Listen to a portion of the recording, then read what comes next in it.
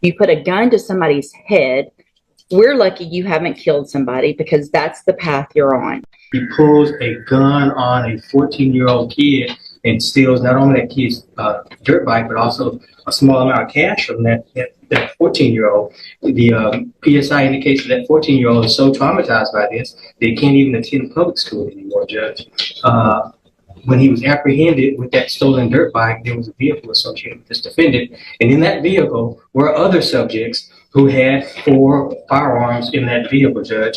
And as if that was not bad enough, he goes on to brag about this criminal activity on social media. And if that wasn't bad enough, Judge, he goes on to taunt the victim of the UUMV on social media as well. Judge, he is youthful, I'll acknowledge that. He does not have any adult criminal history, Your Honor, I will acknowledge that.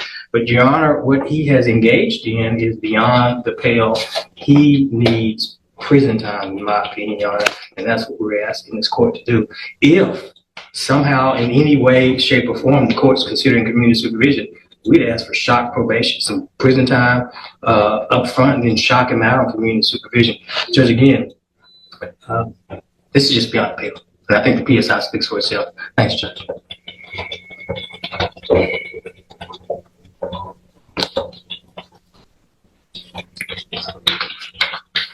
Mr. Chopin,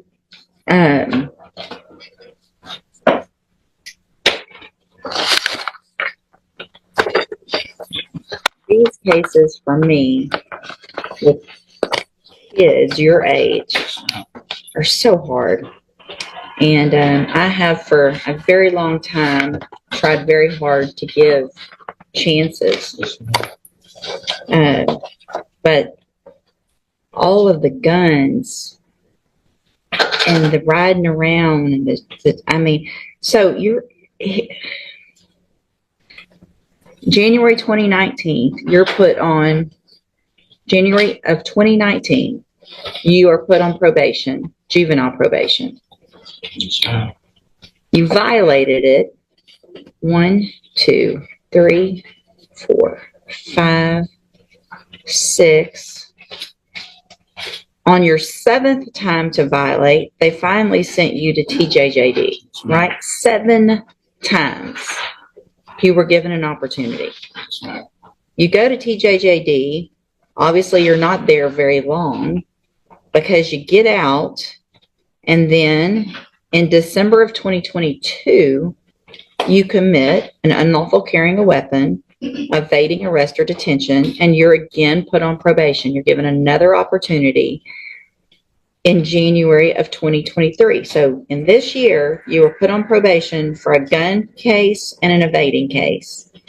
While you're on that probation, after you've been to TJJD, you commit these 3 offenses while you're on probation.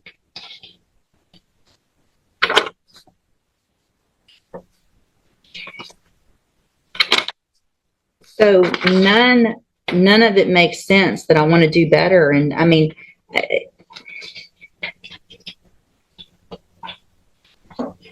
all this riding around with guns and masks and stealing, and it's just crazy. It's just crazy. Go have a seat in the jury box. I gotta think about this one some more for a minute. So what I've done, in addition to obviously just thinking about it and looking at all of this a little bit more, is ask and get any incident reports that you've had since you've been in custody. And Mr. Chopin, I appreciate Mr. Lewis and what he's done and the arguments he's made for you. And like I said before, it really kills me to what I feel like I have to do to you young people.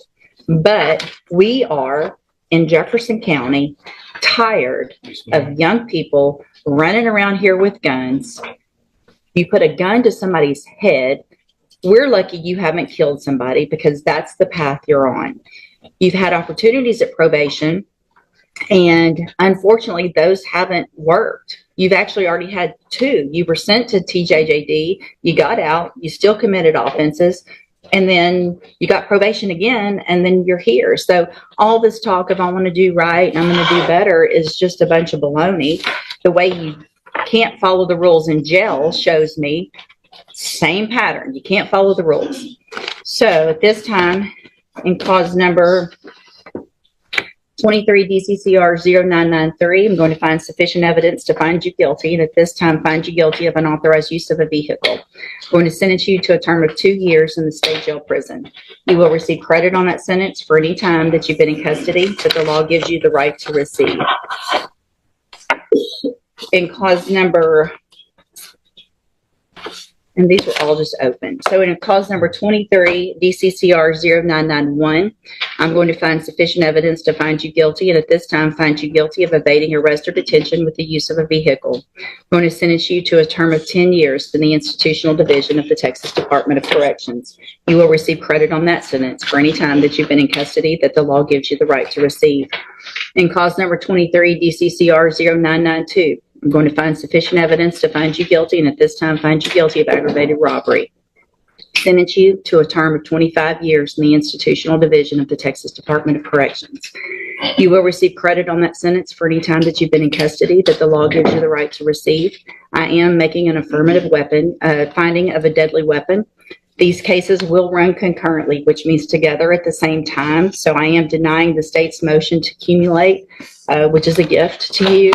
I am going to grant the state's motion to forfeit the weapon, which is a Taurus Millennium G2 pistol bearing serial number TIP10158. I'm going to hand you, I need there should be an admonishment showing that I signed it. It wasn't a plea agreement, but I don't see one printed out. Mr. Chopin, I take no pleasure in giving out a sentence like this, but I feel like what I have to do is protect Jefferson County from people like you, who have continued to show that you're just a danger and becoming more and more of a danger instead of learning from the opportunities that you've been given. You will be handed in just a minute a trial court certification in each of your cases that shows these weren't agreements, so you do have rights to appeal, and you can talk to Mr. Lewis about that. I hope you take advantage of any programs. You're still young. You're going to get out of prison, and you're going to be young still and have a lot of your life ahead of you. I hope what you do while you're in prison is do what you're saying you really want to do, is get your life together. There's programs you can get out. You can have education when you get out. They offer that, and hopefully be a productive member of society instead of going down the wrong path that you've been going. All right, good luck to you. You can go back with the bailiff. We'll get those forms printed out. This young defendant thought he could get away with it. But what happened in court changed everything.